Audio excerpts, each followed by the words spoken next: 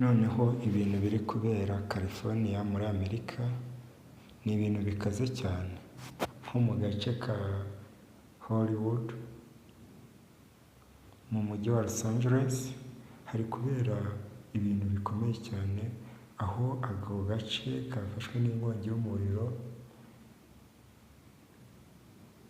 bayobewe icyayiteye, se wakibaza ngo ni iki cyateye iyo nkongi y'umuriro, ariko hari ibitangaje byabayemo.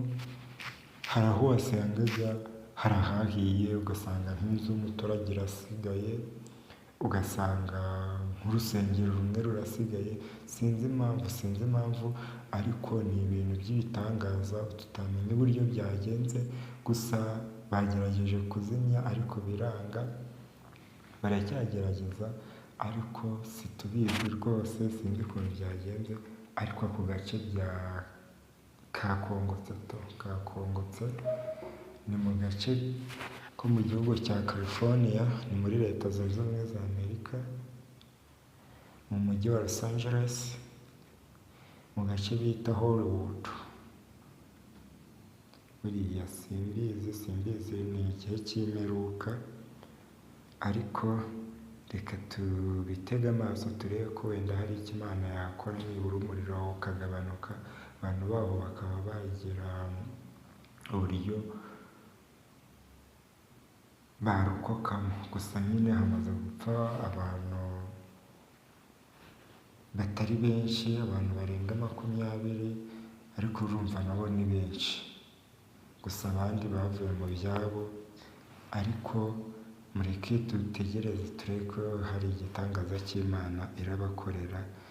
Gusa amakuru akomeza kuvuga yuko hari byinshi bakoze, bamwe bakavuga ko ari igihano cy'Imana, abandi bakavuga ko